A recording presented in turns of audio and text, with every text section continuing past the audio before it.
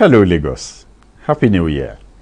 It is with a deep sense of purpose and excitement that I welcome you into the year 2021, a brand new year filled with its own unique opportunities and largely what you make of it. Going by the sheer scale of unpleasant incidences that branded 2020, I will say congratulations to you for the opportunity of another year is well in order. Across the globe, Lagos inclusive, government with poor decision-making abilities, weak policies and frail health management systems were badly exposed. As we should from our situation, there are vital lessons we must learn from the 2020 pandemic as we begin a new year. I will only briefly stay on three critical ones and will relate them with our own peculiar situation in Lagos. First is that health is wealth. Your health is where it starts and ends, and our government must stop paying lip service to truly revamping the entire architecture of our ever frail and ineffectual healthcare system. This frailty was badly exposed in Lagos, the epicenter of the pandemic. Government must simply prioritize attention to Lagosians' health and well-being, evidenced by budget and policy statements. Healthcare in Lagos, for instance, only got a meager 9.57% budget allocation in 2020, where we would be without the quick intervention of corporate Lagos with provisions of funds, isolation centers and palliatives, majority of which have unresolved controversies trailing their distribution and implementation. Today in Lagos, most of the donated medical assets in beds, ambulances and equipment are unaccounted for and may as well have disappeared. The huge isolation center gifted estates at Onikon and Landmark have since been pulled down while the pandemic rages, and with clear space constraints at the government-owned Yaba and Bagada centers. Healthcare is unmistakably vital and must prioritize. The paltry increment of the state health budget by less than 1% from 2020 in the 2021 budget barely shows we have learned anything from the previous year. Secondly, the need for timely and people-focused policies. There has to be in place robust social welfare buffers, especially in crisis periods. Many Lagosians were out of jobs and had their sources of livelihood cut for the entire lockdown month and could not meet their basic daily and monthly commitment of feeding and rent. Folks who work at bars, lounges, event centers and hotels, the decorators, musicians, artisans and so on.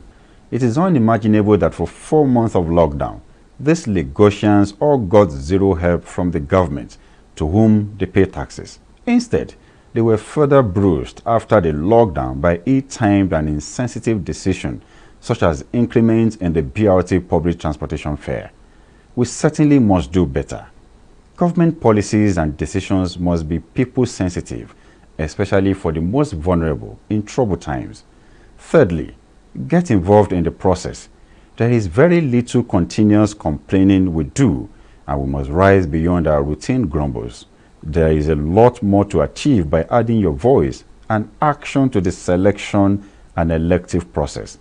I salute the assertive voices of the youth as loudly heard at the NSAS protest. Beyond the protest, we must now get involved and align on participating in the process all the way. The people-focused policies we desire can only be seamlessly implemented by a truly independent-minded government.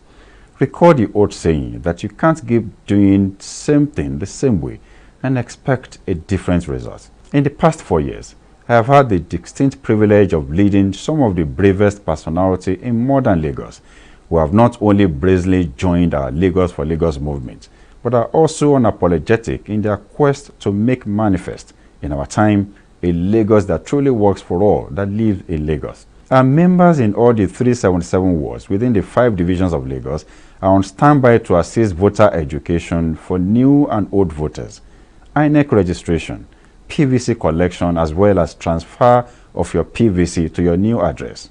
Today, the Lagos for Lagos movement has evolved into the biggest socio-political movement in Lagos, having affiliations and partnership with over 30 key political and non-political groups, NGOs, professional and non-professional associations, trade and student unions across Lagos, US, Canada, UK, and the United Arab Emirates. I must now put out a clarion call of support for our movement to patriots and elder statesmen of Lagos who genuinely have the love and progress of Lagos at heart and have watched on the sidelines with dismay and disgust as governance and politics in Lagos progressively took a dastardly turn.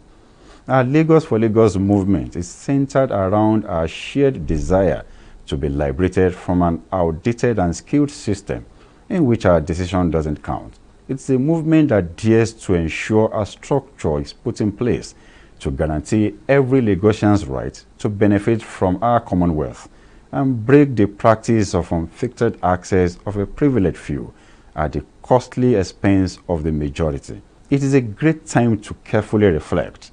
Join us at the Lagos for Lagos movement.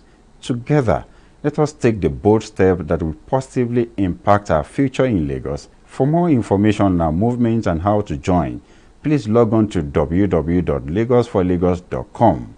Welcome to a new season. My name is Abdulaziz Olajide Adejono, Jandor. It is time.